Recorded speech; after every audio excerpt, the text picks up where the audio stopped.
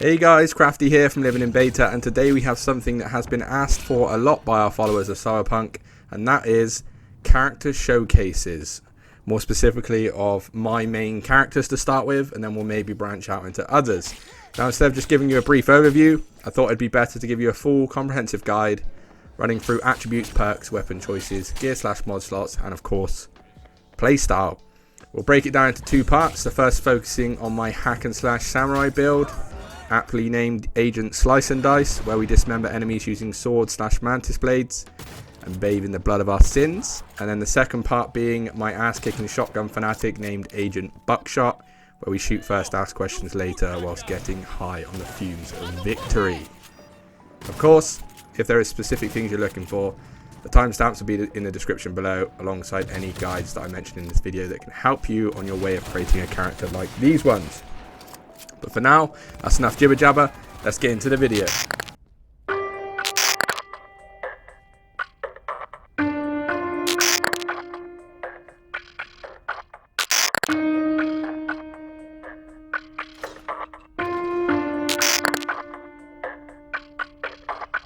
So the first of the two characters we're going to look at today is my very first character in Cyberpunk. Well, my very first serious character.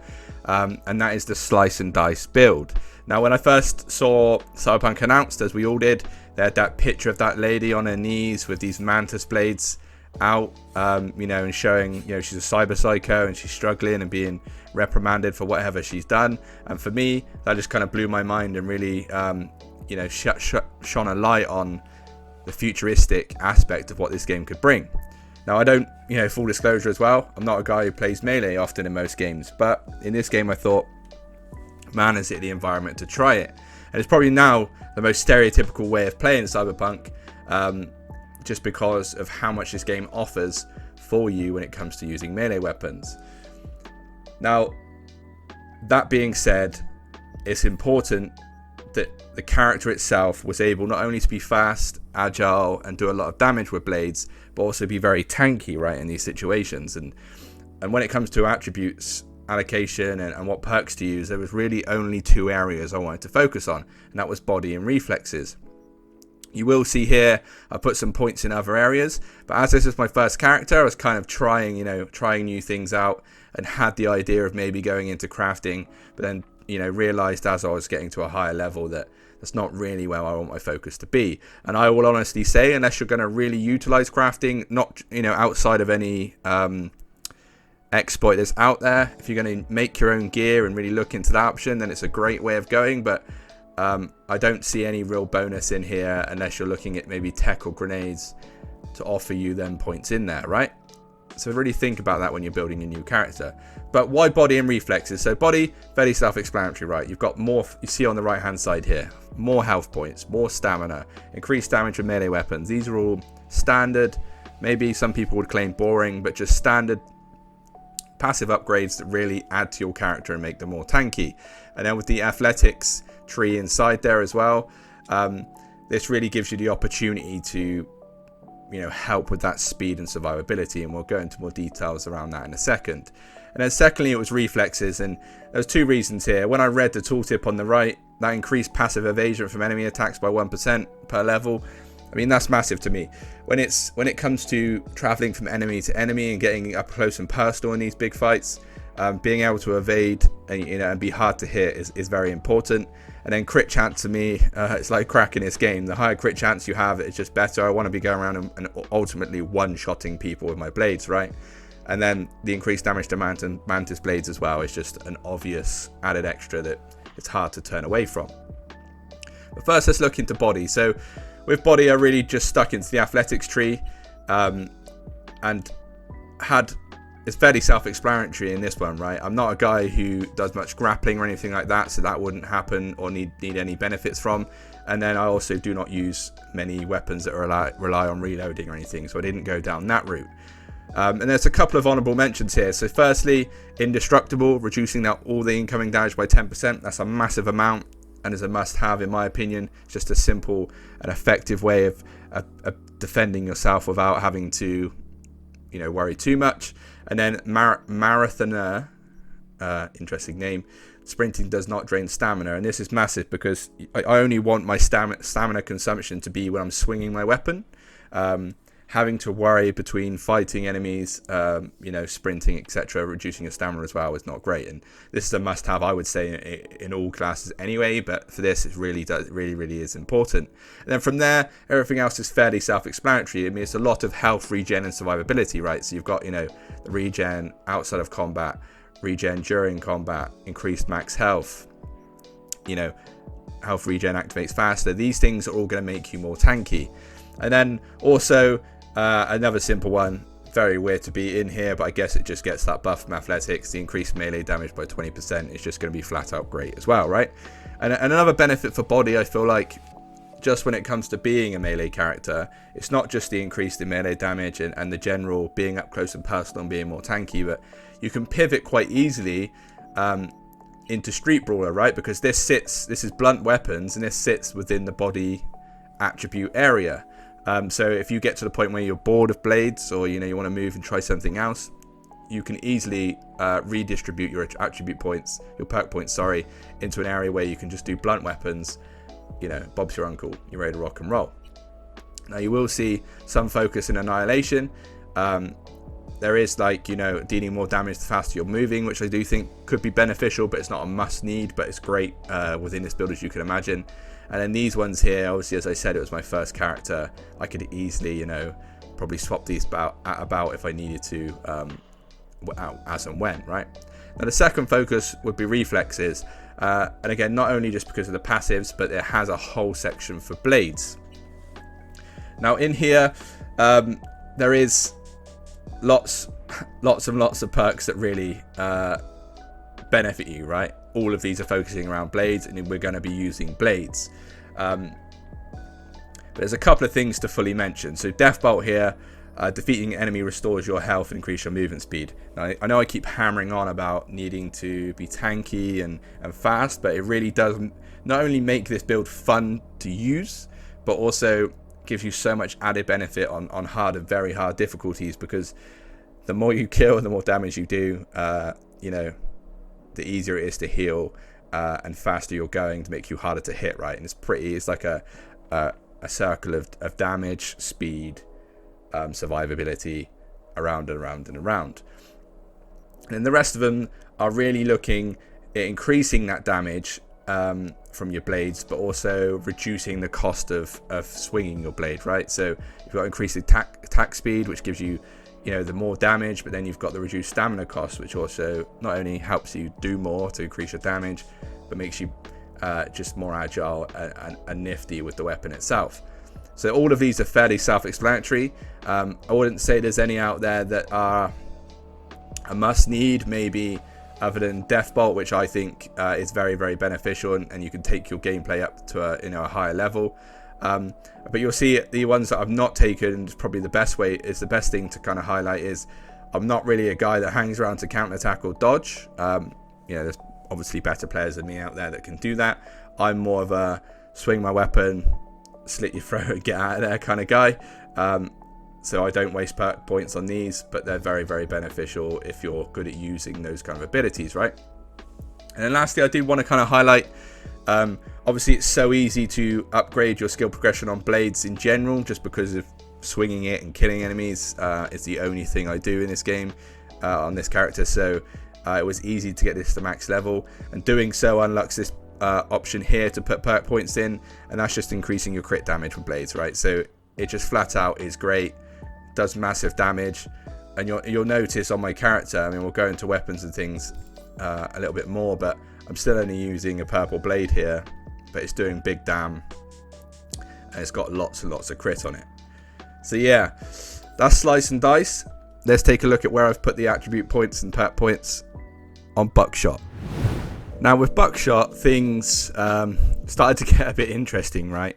I thought, how can I change it up from using blades, but also kind of still appreciating the way I like to play Cyberpunk, and that is up close and personal and, in your face, running from enemy to enemy. And then my weapon of choice from that would be a shotgun. Now, in the game, there isn't a hell of a lot of shotguns, but it is a hell of a lot of fun when using them. So when we go into attributes and perks here, I was a little torn when I first started, because initially I was like, I'm going to use a shotgun, but do I incorporate blunt weapons as well? And then how am I going to utilize maybe the limited availability of shotgun weapons, but also get some enjoyment out of it? So I decided to kind of fall into 3 areas. You'll notice I'm only level 45 on this character. I have 5 more attribute points to place, and they'll be going into the cool section, which I'll explain anyway. So my focus here was, let's look at body again, because athletics for me is still really, really ideal. Matches what I've said on Slice and Dice, but also, you know, I am going to be up close and personal with a shotgun, so I still need to be tanky, right? And then I was like, technical ability allows me to not only craft weapons and armor for myself, which might give me a bit more leeway on shotguns to use, and also maybe a bit more fun customizing things, but also what a company is being loud and proud of a shotgun, and that is throwing grenades. So I decided that let's look at engineering and throwing grenades as well. And then I thought, what about the cool section? Now, with the cool section, most people probably relate it to being stealthy, and I'll be honest, this character really isn't stealthy, and I wouldn't want him to be, right?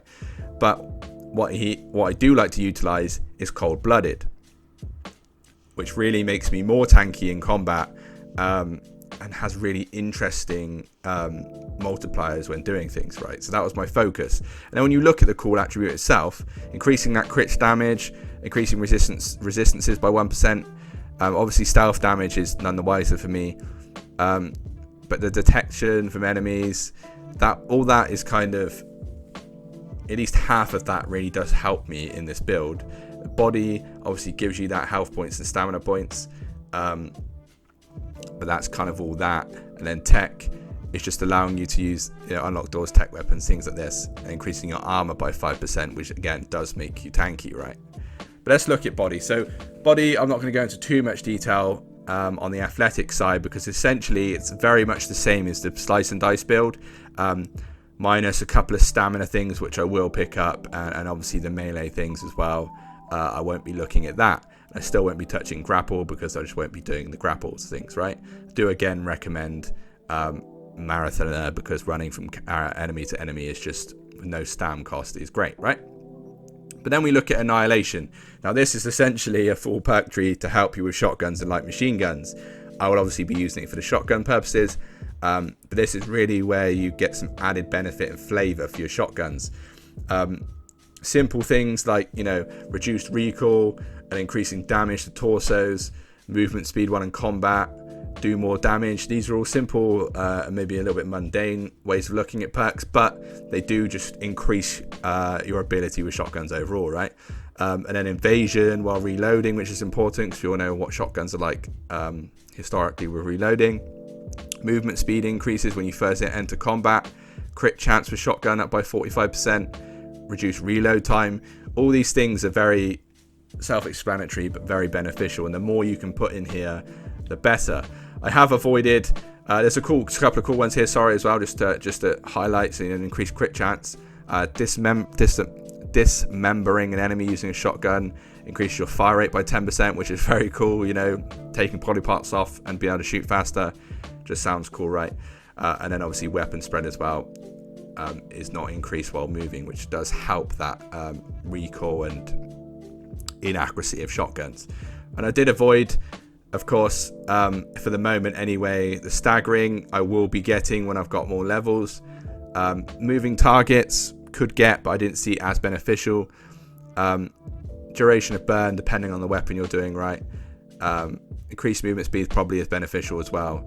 And the faster you're moving, I think, to be honest, everything in this perk tree you could probably get on the shotgun build, and I will look to get where I can, depending on how many perks I can pick up through skill progressions. I think there's no way you can go wrong in here. Just focus fully on, at the start, maybe reducing that recoil, increasing that reload speed, and then just go full damage anyway, right? And then secondly, again, we're talking about technical ability. So I've got all the crafting perks that you essentially would want. that would benefit you not only for any exploits, but just when you're creating those weapons and armor. Still a couple more that I'd want to pick up, like the crafted weapon dealing more 5% more damage and things like this, because as I said, I like the idea of focusing on creating shotguns alongside finding them, right? And then it's important to note the whole grenade thing, right, when it comes to engineering. So I switched between grenades and going invisible on this one, to do with Cyberware, and we'll look at that further down the line in the video. But quite simply, anything that has grenades in it, I kind of got. So the radius, 20 damage addition, reducing the damage I take from explosions because I'm up close and personal and throwing grenades. Immunity to all effects that my grenades drop on me, and a flat out damage increase on grenades as well. I think it's just fun. I'm shooting people in the face with a shotgun, taking their arms off, their legs off, whatever, and I'm also launching grenades at other people. I'm loud, I'm proud, I'm doing business. That's how I see it, right? With the added benefit of crafting, as I keep saying, which is also handy, and then the armor, which, is there. And then I was a little bit torn because I thought, could I go stealthy with a shotgun and maybe start quick hacking, which is why this is at 10. And I wasted 10 points, if I'm honest. And if you want me to be truthful, I would have put 2 more in tech ability, and then maybe looked at putting more in reflexes just for the passives that it gives in the crit chance and passive evasion. If CD Projekt Red ever offered the ability to redistribute attribute points, that's exactly what I'd be doing, because I changed my mind halfway through leveling this geezer. Then in the cool tree, I avoided stealth altogether and thought, let's go cold-blooded. So, after defeating enemies, gaining cold-blooded for 10 seconds, increasing your movement speed, and then you've got an increased duration, reduced recoil while you've got stacks, increased armor while you've got stacks, increased resistance, general stacks increased, health regen, headshot damage, you get stacks automatically when your health goes low. Crit also gives you it. Like, the benefits you get from cold-blooded is awesome, and it's a fun way to play because you're just in the face, you're getting more buffs while you're in the action, right? And I think it gets maybe overlooked because of how powerful stealth can be, but for me, a cold-blooded run and gunning build is also more awesome probably than a stereotypical stealth build, right? And again, I didn't really touch the others, as I said, but in hindsight, I would like to probably go into reflexes just for the passive things on the right it gives. Obviously, I wouldn't touch any of the other things.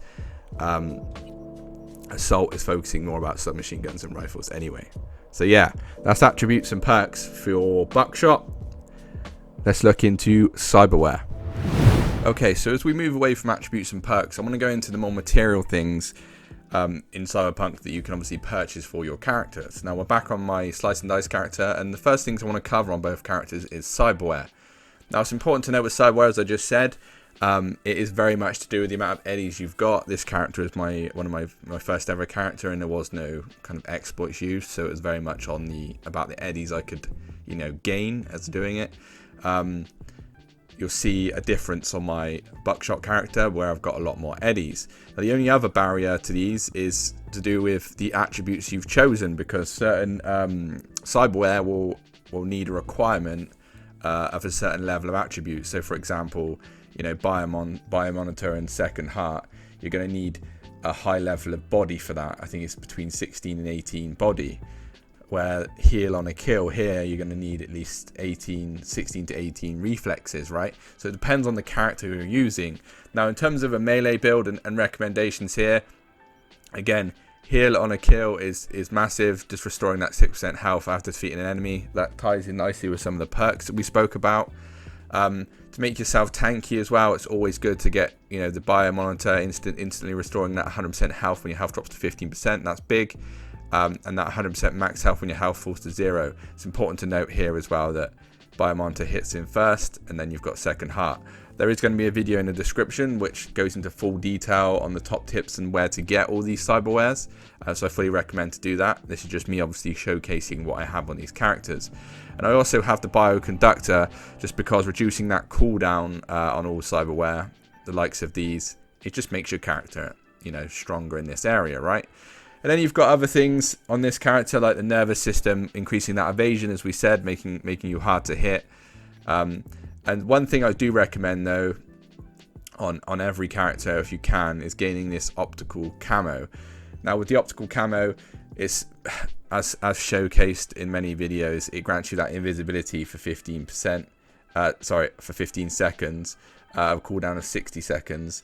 And it's very, very useful because you're entering battles or fights in the best stealth you can get, causing you to be able to get the upper hand very quickly on any enemy that you're trying to face. Again, even with characters that are using ranged weapons and or different ways of approaching fights that may not be up close and personal, this is still good to be able to get that stealth bonus on the first shot you have from distance, or the first grenade you throw. And then we've got some standard ones here as well, like the increased armor by 200 and increased health by 40% here. Bear in mind, again, as I said, the orange ones here, of course, are legendary. These ones are fairly basic, just to do with how much eddies I've got on this character. And then, of course, I've got the Mantis Blades, which links to the Blade character that we spoke about. I do recommend here as well, though, when it comes to legs, to make sure you get the reinforced tendons, which allows you to essentially double jump, jumping in midair, etc.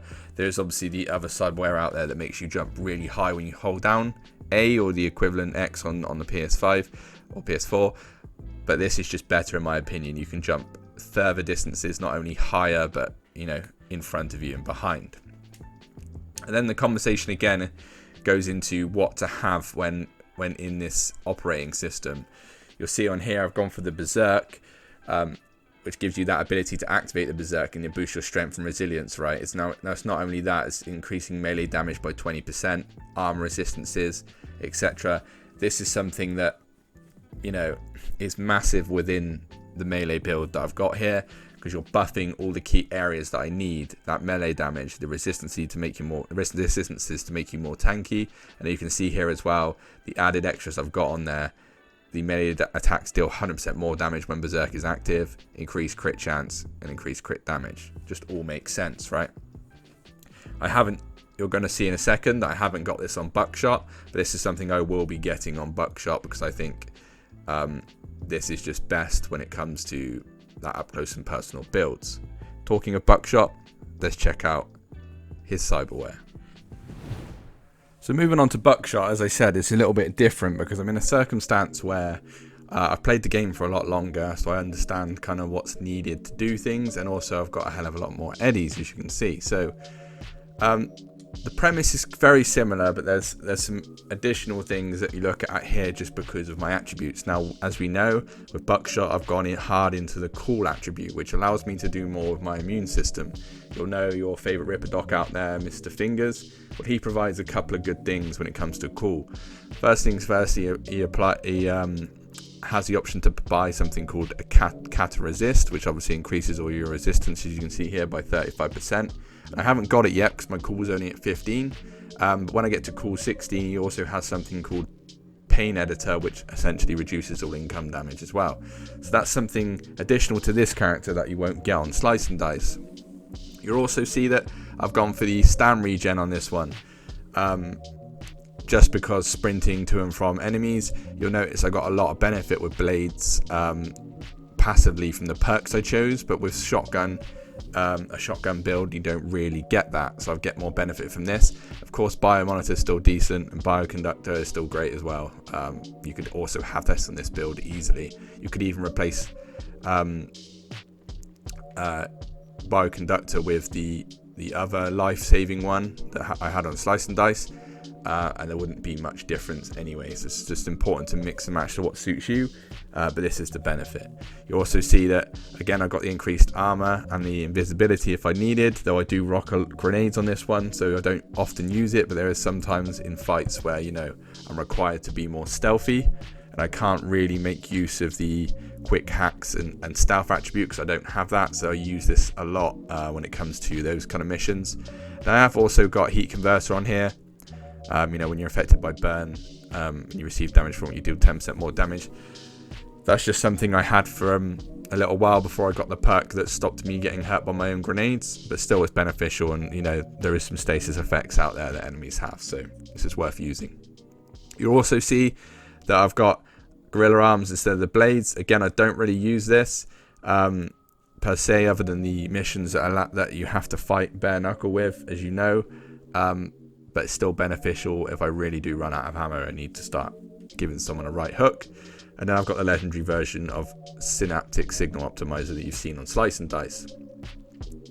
Again, I did mention that I'd be getting the Berserk operating system, and I've gone ahead and done that. Same kind of mod slots as well, though I have seen one out there that I'm looking potentially to change, but it's just trying to get rid of that crit damage and crit chance. I don't really want to get rid of it, but there is one that reduces weapon sway and I think reload speed maybe, so that's also beneficial for someone on the shotgun, right? Now, when it comes to the frontal cortex, you'll notice there isn't much in here. Very silly ones, really, X-Disc and Metronic Core. And that's really down to the fact that the better ones in this slot are the 18 Reflex, 6 Heal on a Kill, which you've seen on Slice and Dice. And a lot of the other ones are very much intelligence-based, kind of supporting you with that extra RAM or being able to quick hack easier. So I won't be filling up the frontal cortex on this character, outside of maybe rare level things that I can maybe get use of, but in general there's no real benefit. So yeah, that's the Ripper Doc. Again, this is very much mix and match to what suits you, but these are the ones I'd go for this character. You'll also notice that it's costly, right? So this may not be achievable for yourself, but down the line there's some good things to go out there and get. And again, I'll link the video down below on the Cyberware. Let's talk gear. Now, when it comes to gear, for me, I'm going to include mods on that gear and also weapon choices, because they all kind of fall into the same bracket, right? Now, I very much take the approach when you're playing a single player RPG that you want your character to look like how you want them to look like, and you'll play it how you want to play it, right? And min-maxing is always something that's has an opinion depending on the kind of person you are and the kind of play style you want. Now, first and foremost, I care that my character looks good, and in my opinion, this woman looks badass. So I would always favour trying to make them look good in a game like this. That maybe favours. There's obviously armour out there and gear out there that's maybe the BIS, but for me, this still looks cool. And you'll see I haven't got a head slot there, and of course, if you're min-maxing, you would place a head slot in there anyway to increase that armour and have other mod slots.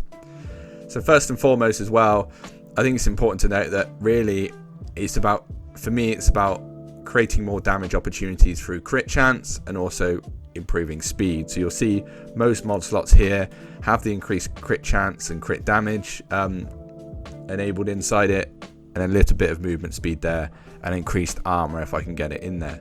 And that's for the tankiness, and you'll see in most slots as well I've got increased armor, reduced damage from explosions. That's just from being up close and personal. Again, in this one, movement speed, increased armor, increased damage, crit damage. It's pretty much a theme going here. Increased armor, increased crit chance, increased crit damage, and the same there. And the whole benefit of this really is just to make sure that my character is in the best slot as possible when it comes to its damage types, right? So you see here you've got different DPS for different things. Crit chance and crit damage being as it is, 72% crit chance is big, and you've got the big physical damage and more crit damage on top, right? And with armor, you've got the resistances, but the base armor being 2,489 really does make me very, very tanky. There are important things to think about. Again, if I put a head slot in, it would make higher armor and potentially higher stamina, etc., depending on the thing. But right now, all I would really recommend when it comes to gear is find something that you like. You can, of course, upgrade it with crafting anyway, depending on your crafting level, up to the level you're at the moment. And just find a piece of gear and upgrade it to what suits you. I think too many times there's focuses out there finding the best gear. And of course, there is gear out there that does give you decent stats. But you'll notice most of the time, it's the mod slots that really do give you the opportunity to increase that piece of gear, and that's what Cyberpunk does very, very well, in a sense where they allow that freedom.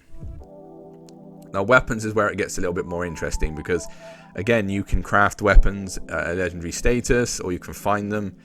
You do get these weapons with unique unique attributes in the white writing down below. So you see I'm using Satori right now. I don't have crafting high enough on this character to make it legendary, but at least at epic it still does mad damage. And the main reason for getting it is you can see in the blue writing 520% crit damage, deals massive crit hit damage but reduces base damage by 20% is in the white.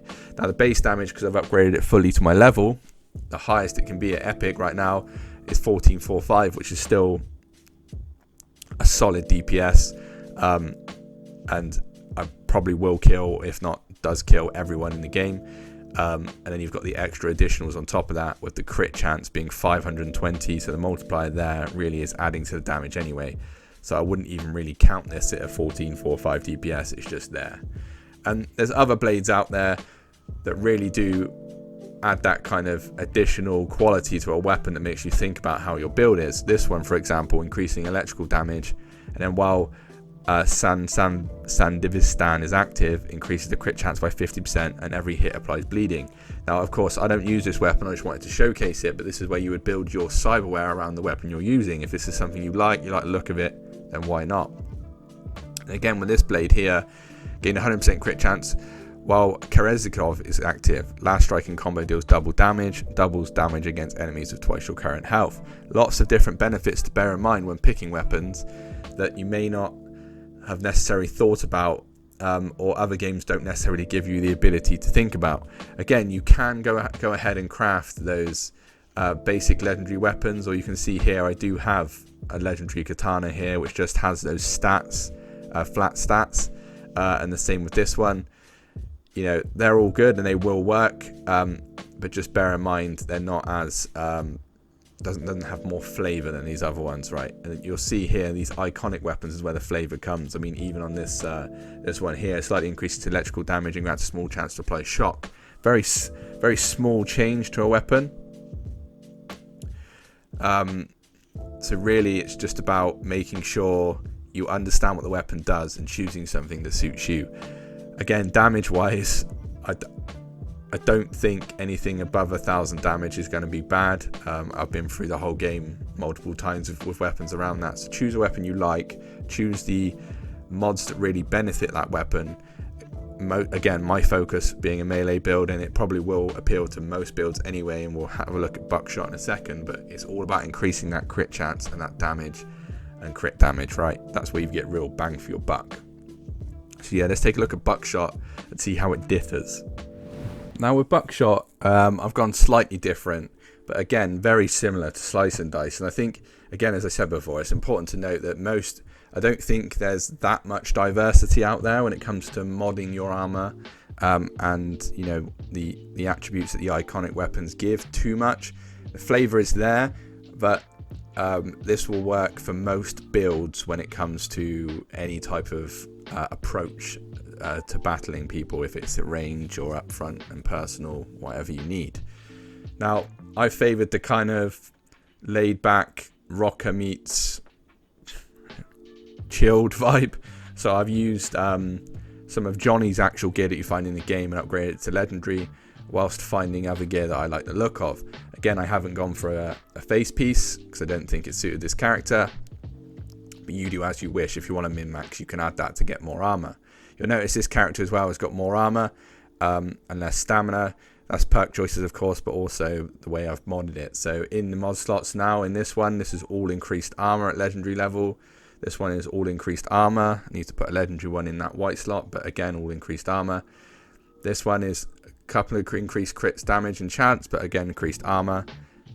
This again is increased armor and crit damage, and this is increased armor and crit damage, and it's all about the output when it comes to numbers, but being tanky. And the reason why I went more tanky on the shotgun build is just because I'm quicker on the slice and dice blade build, right? I can get about quicker, I can do more at speed. The shotgun, when it comes to reloading and just general moving around, is not as quick, and it's important that I'm still tanky. And then when it comes to weapons, again, the iconic weapons are there that really give you that flavor, and you can create and craft weapons that suit you, but the legend, and you can see here with a legendary weapon here, it's just a flat base weapon, fairly low damage, but then it does have those increased crit chance, crit damage, bonus ricochet damage, And these power weapons, being able to ricochet off surfaces is very interesting in this game. And I've just pumped increased crit chance and crit damage in the weapon, just to increase, again, the damage on the weapon. And reducing enemies' armor by 10 for 10 seconds is a nice little thing that comes with the legendary crafting, but not something that will blow your mind, right? Now with these other two, they're obviously legendary and iconic, which means they not only got a cooler name, but they've got that little white writing, as we've said before. So with the headsman here, doubles the number of projectiles per shot and increases the chance for dismemberment or bleeding, increasing spread, reducing reload time, just mad stuff that really benefits you as a shotgun, right? And you of course can put mods in. I need to again update the mods where I can, but the eliminating vertical recoil while aiming I saw as a very good benefit for shotguns, and reducing the weapon reload time of course is beneficial as well, right? And then you can see here for the Sovereign as well, reducing the reload time and bullet spread, fires 2 rounds per shot while aiming. Again, just a bit more flavor, gives you that benefit, and I don't know, sounds pretty cool for a double barrel shotgun, right? But you'll notice the difference in damage on these. They're all leveled up to my level, but it's just depending on the type of weapon you've got, of course, depends on the damage. And you'll also notice that this one just does a lot more with the headsman. So this is kind of your go-to when it comes to shotguns. So yeah, that's gear, and it's not, again, it's very selective on one, how you want to look, and two, what you favor more. And I think just increasing the damage is very self-explanatory on these, right? So yeah, look how you want, just make sure you're putting out the numbers, but it's all about style, and at the end of the day, it's your own single player game.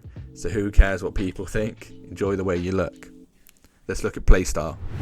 Now when it comes to playstyles, we've got a fair few variables to consider, right? The type of person you are when it comes to getting in combat in this game. You may be wanting to stealth because your character's built that way, or you might want to be loud and proud, or using distance with sniper rifles. Those are a few things to consider. And of course difficulty as well is something to consider of how you approach fights. So I thought it'd be best if we set the variables the same for both characters to try and give you the idea of the utilization of their abilities. So first, settings wise, we're going to be on very hard on both characters, and I'll make sure I show that on both characters. For this, I think it just gives you the most bang for your buck in terms of how enemies would approach, and kind of show you how it plays in a harder environment. Secondly, we're going to choose the same location for both characters to utilize their abilities. So we're going to be in Santo, Domingo, in one of our channel favorites farming spots here, this industrial estate just here, near the fast travel point mega building H7. Reason for this is you have enemies that are bunched up, you have enemies that are on their own. You can kind of utilize the abilities as and when needed. So with this character, it's fairly self-explanatory, right? We're slicing and dicing, but depending on the circumstance, depends on how I utilize its abilities. I will always approach a battle invisible using the Cyberware and then using my blade. And then when things get a bit hairy, I change to Mantis blades to utilize the abilities of that with the leaping and the quick, fast attacks. So yeah, let's showcase how it would work. So we're going to hop the fence here and go invisible.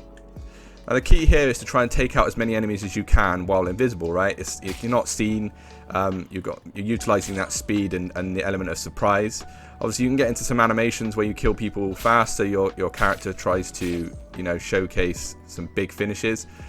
We're obviously going to try and not do that. So I got all the way to the sofa before getting seen, right? Then we'll work our way around and pick off enemies who we can with the blade still, like this geezer here. And then try and get these guys here. Now we're going to go to Mantis blades, and you'll also notice as well that I won't be healing in this consciously.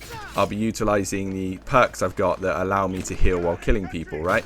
And it's not always going to be the case. There will be the Cyberware that pops my health back up once I've gone too low. If I get to the point like this where I'm struggling to kill people, that doesn't always become the case, but it's just good to have that in mind just in case. Sometimes you'll get stuck in situations where you're not able to finish those people off, right? So now we're in a circumstance where we've killed everyone and done it pretty quick. And also the playstyle itself is more fun. You're slicing and dicing with blades and utilizing the Mantis blades, which is always fun anyway. And you can see by the time that combat finished, I've got my optical camo back again. So when you're in longer duration fights, you can really utilize the stealth again where needed. Now with Agent Buckshot, we're going to do things slightly differently, right? I haven't got the pace that Slice and Dice has, and I'm also going to be utilizing shotguns and grenades. Now, just to showcase as well, we're of course set to very hard again, and we're in the very same location as we were for Slice and Dice. Now, I'm still going to approach it in the same way in terms of hopping the fence and trying to get that element of surprise. But in this time, I'm going to be utilizing grenades, right? So once I pick off an enemy here, I'll be throwing a grenade and utilizing the environment there. There's a group of people there, so we'll be utilizing that as well. And then we'll move around, making sure enemies are being popped off with our grenades as we go. Because you get the explosions from the cars, and you can take out and be more, efficient with how you kill people. And you'll also notice the spread of shotguns allows you to do a lot of damage and pick off a lot of people in a row, which you're more up close and personal with a blade. Of course, we have to think about it a slight bit more. If someone's in the distance there and I feel like I can't get them, we're always going to try and utilize the grenade if we can, because it's fun and it's worth it. And also the spread pressure, again, as I said, and the stasis abilities of the shotgun allows me to do a lot of damage, and even damage over time. Oh no, the cops are involved now, which gives us that added benefit as well. So you can see everything's been taken out, everything's been dealt with. Slightly different approach. Oh no, sorry, I lied. One geezer left. But a slightly different approach, and maybe not as fast and run and gun as you would like when it comes to Slice and Dice, but still has that fun and added benefit of getting up close and personal and utilizing the explosions and shotguns that really pack that punch and make you feel badass on the in combat. So yeah, that's Buckshot, taking names, destroying dreams. So there we have it. This has been the comprehensive overview of the 2 characters that keep me coming back to Cyberpunk 2077. Let me know your thoughts in the comments below. What did you like, dislike about the builds? What type of build are you running yourself? Would you like more videos like this? All opinions are welcome down below. Let's have a chat. But for now, I want to thank you for watching. If you like the video, drop us a like. Share the video to your friends and family. Subscribe for more content like this one. And remember, don't be a gonk.